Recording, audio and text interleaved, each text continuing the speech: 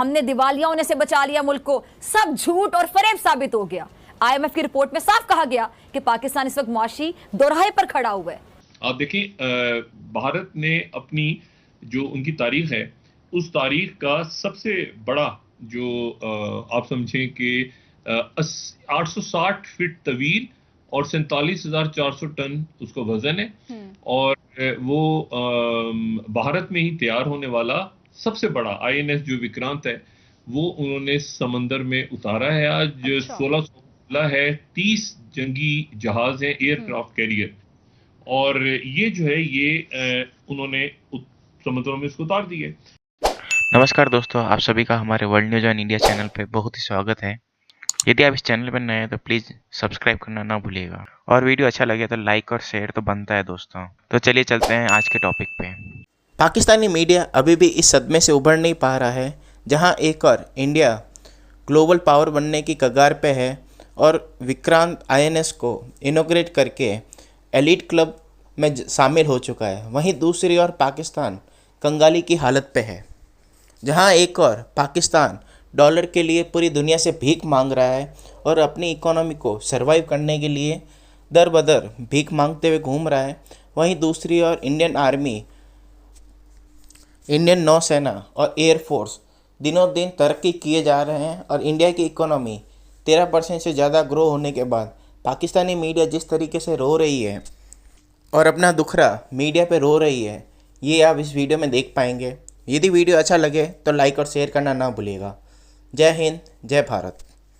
ये बल्कि बाशऊर लोग हैं, ये पढ़े लिखे लोग हैं, ये समझ बूझ रखते हैं, ये जानते हैं वो कौमें खुशनसीब होती हैं जिन्हें ऐसे अफराद मुयस्सर होते हैं, और अगर ऐसे अफराद हुक्मरान बना दिए जाएं तो कौमों की तकदीरें बदल जाती हैं। लेकिन पाकिस्तान में ऐसी तब्दीली कहाँ बर्दाश्त हो सकती थी। लालू प्रसाद यादव जो था वो अनपढ़ आदमी था, लेकिन उसमें सलाहियत थी। इंडियन रेलवे को उसने जाकिर खान के बाद उठा दिया। दुनिया हमारी मदद करे, भले पहले हो रहा हो, अरे ओए छोड़ेंगे नहीं, गैरतमंद, ये वो, गुलामी ना मंजूर, चाहे कुछ भी हो, फिर बाद में कशकोल का या भीख का कटोरा लेके सारी दुनिया के पास जाना पड़ेगा, उनसे पैसे मांगने पड़ेंगे, मरात लेनी पड़ेगी। और ये जो बहरे हिंद, इंडो पैसिफिक या एशिया पैसिफिक की स्ट्रेटजी है, ये बड़ी इंपॉर्टेंस इख्तियार कर रही है आने वाले दिनों में। और ये तकरीबन 13 साल के बाद इस प्रोजेक्ट को बनने में काफ़ी अरसा लगा है। ये जो इंडिया ने उतारा है, और बड़ा उतारा है जहाज़, और इसको चाइना भी देख रहा है, इसको दुनिया भी देख रही है, क्योंकि ये मैंने आपसे कहा ना कि ये अब चैलेंज बना है चाइना के लिए, और यकीनन ये चैलेंज बना है ये इंडो पैसिफिक के अंदर एक बड़ा जो है ना उनकी समुद्र में उन्होंने उतारा है। को डराने की कोशिशों में मसरूफ है, हम पहले डरे हुए हैं, ना मजीद डराएं आप। ये हमारा इम्तिहान है, अगर हम इस इम्तिहान में सुरखरू ना हो सके तो तारीख हमें माफ नहीं करेगी। कोई भी कुव्वत, कोई भी सुपर पावर हमें फना होने से बचा नहीं सकेगी। हमारा नाम तारीख से मिट जाएगा खुदा ना ख्वास्ता, हमारा कोई निशान बाकी नहीं रहेगा खुदा ना ख्वास्ता, हम एक भूली बसरी दास्तान बन के रह जाएंगे खुदा ना ख्वास्ता। यही गफलत हमसे पहले कौमों ने की और आज उनका कोई निशान नहीं है। ये सैलाब की तबाहकारियां, इसके बाद के जो दरपेश मुआशी इक्तिसादी चैलेंजेस हैं, उनके खिलाफ हमें अपनी बका की जंग लड़नी है। ये जंग वैसी नहीं है जैसी हमने सन 1965 में लड़ी थी, ये जंग जरा मुख्तलिफ होगी। उस जंग में हमारे सामने दुश्मन मौजूद था जिसने जारियत की, हमने जारियत का जवाब देकर अपनी अर्ज़े पाक का दिफा किया। ये 2022 सितंबर हमसे कुछ और तकाजा कर रहा है, हमसे कुर्बानी मांग रहा है, हमसे तकाजा कर रहा है कि अमली कोशिश करें, आगे बढ़ें अपने हम वतनों के लिए।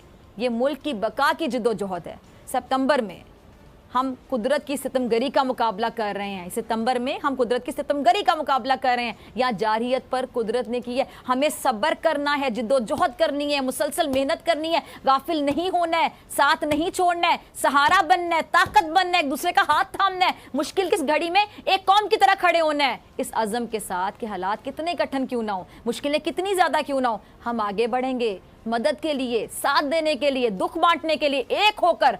अच्छा, ये एन उस वक्त उन्होंने उतारा है जबकि वहां पर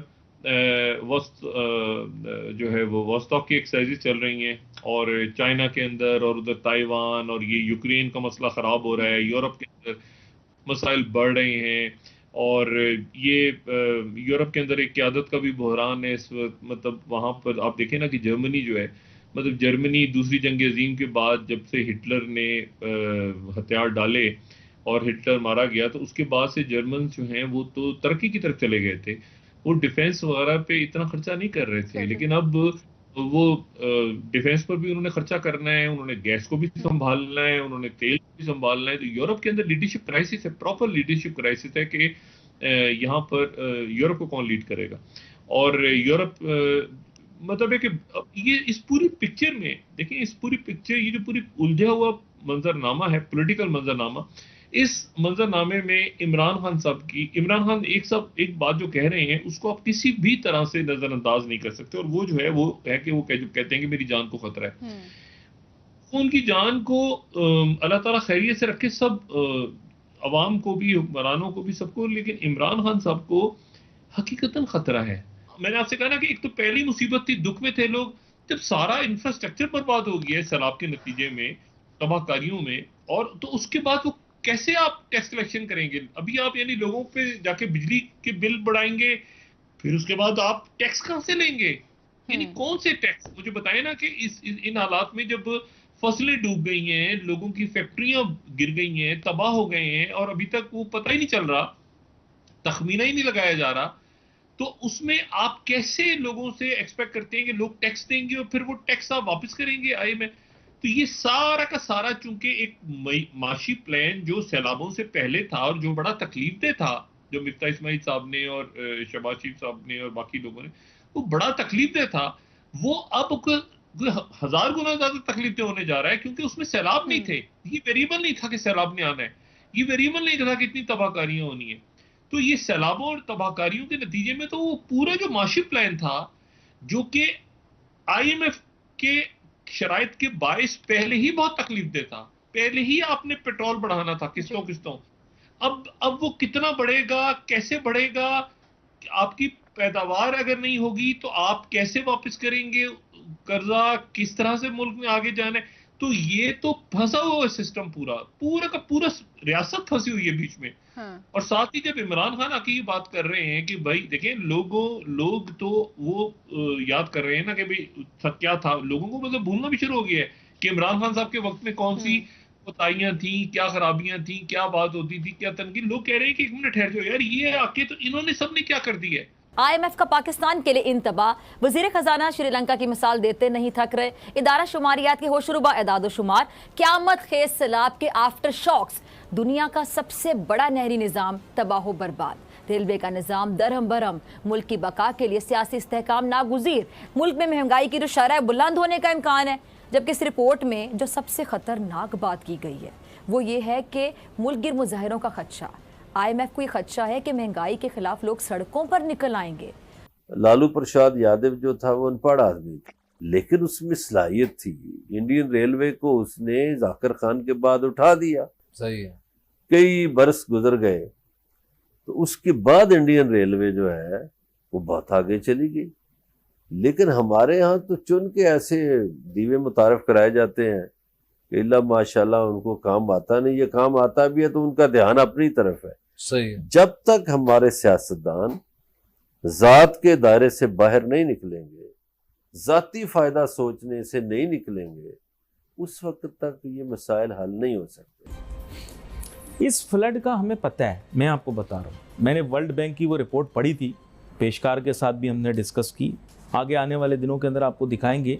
हर साल तकरीबन 1 मिलियन डायरेक्ट इफेक्टिव्स होते हैं सैलाब के या इस तरह की कुदरती आफात के। सबसे ज़्यादा जिम्मेदार सैलाब है। इसके लिए प्रायर प्लान करो। इससे पिछली दफ़ा जब आया था तो बोला 3-4 हफ्ते छुट्टी कर लो। छुट्टी करने में क्या